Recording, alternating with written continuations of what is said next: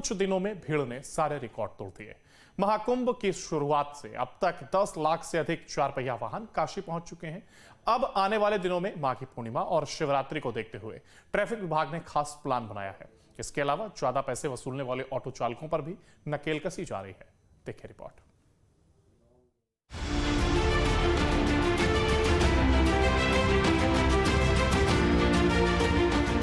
महाकुंभ के साथ साथ काशी में भी भक्तों और पर्यटकों का सैलाब उमड़ पड़ा है। ऐसे में ऑटो टोटो चालक से लेकर नाव चलाने वालों की पर्यटकों से अच्छी कमाई हो रही है। कई लोग पर्यटकों से मनमाना किराया भी वसूल रहे हैं।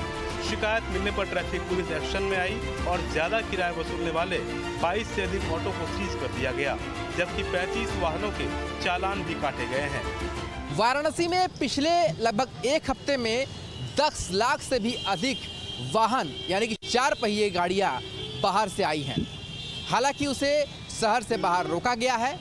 इस समय भीड़ थोड़ी कम जरूर हुई है, पर वाराणसी के ट्रैफिक विभाग का ये कहना है कि आने वाले दिनों में शिवरात्रि है, रविदास जयंती है और फिर बाद में होली है। इसे देखते हुए अब ट्रैफिक व्यवस्था इस तरीके से की जा रही है ताकि आम व्यक्ति को कोई दिक्कत ना हो, और अगर बाहर से भी कोई श्रद्धालु आ रहा है तो उसे कोई परेशानी का सामना न करना पड़े।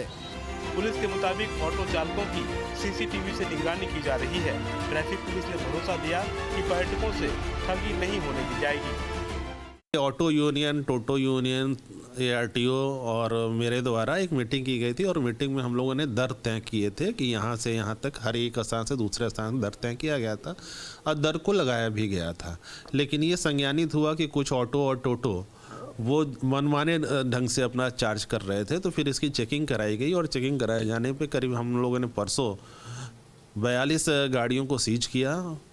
कुछ समन शुल्क वसूले गए और आगे ऐसा ना हो, जो 42 गाड़ियाँ हम लोगों ने वसूला है हमारी तरफ से, ट्रैफिक की तरफ से ही आगे जाएगा कि इनका परमिट निरस्तीकरण के कार्रवाई के लिए हम इसको भेज रहे हैं। वाराणसी में आने वाले दिनों में माघी पूर्णिमा और महाशिवरात्रि पर भारी भीड़ होने की संभावना है और आने वाले दिनों में रविदास जयंती भी है। ऐसे में लाखों की भीड़ को नियंत्रित करने के लिए ट्रैफिक पुलिस ने अलग से रोड मैप तैयार किया है, जिसके तहत बाहर की गाड़ियों को शहर से बाहर ही रोकने की तैयारी है कि बसेस को हम शहर के बाहर में जितना नज़दीक शहर के अंदर जितना लाएंगे और वहाँ जहाँ हमारी पार्किंग है वहाँ हम उनको पार्क कराते हैं, जिससे कि उनको भी असुविधा ना हो। आप इस बात को जानते हैं, शहर छोटा है, करीब 14-15 लाख वाहन यहाँ रजिस्टर्ड हैं, तो नगरवासी भी चलें और बाहर से जो लोग आएँ अपनी गाड़ी को सही स्थान पर सुरक्षित पार्क करके अपने धर्मस्थल को देखें और जहाँ जाना चाहते हैं जाएँ। यही हमारा रोड मैप रहता है जिसके जरिए हम इसको कार्य करते हैं। उधर पुलिस की सख्ती के बाद ऑटो चालक भी अब नियम के मुताबिक ही किराया लेने की बात कह रहे हैं। शिकायतें आती हैं कि ऑटो और ई रिक्शा को बहुत ज़्यादा पैसा वसूलने की शिकायत आई है। 60 की जगह 70 लेते, ज़्यादा नहीं लेते हैं।